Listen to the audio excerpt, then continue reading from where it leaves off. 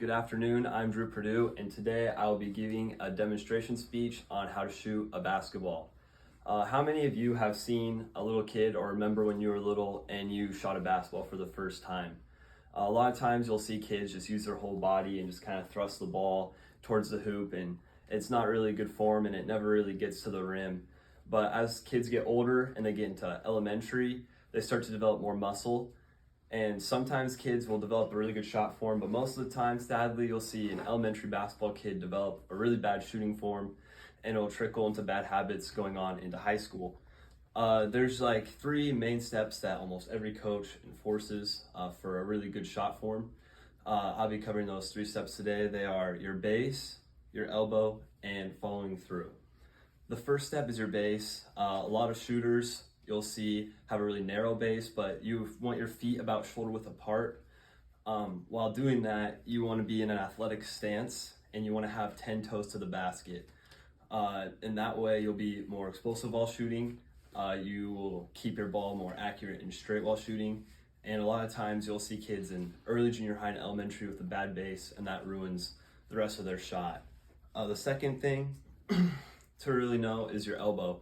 You'll see a lot of younger kids have their elbow here for their shot, and that's the kind of the first mistake you'll see. So you always want your elbow to the side. And the other thing is you want it at 90 degrees and like that little window.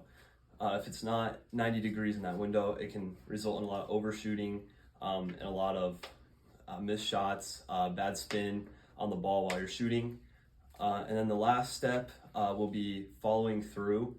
So you'll see a lot of kids fall through and shoot to the side like that or this side. You want to come straight up and down.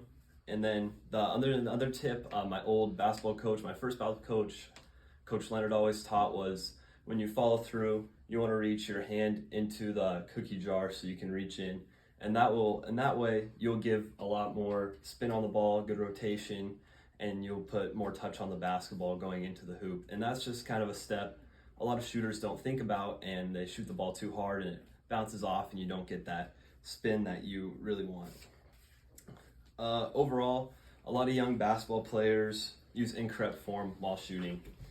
And a lot of coaches teach pretty much those three basic steps I went over today that were your base, your elbow, and following through.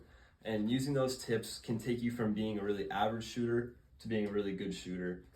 And I hope you learned a lot today about shooting, and yeah. Hey, go Rob.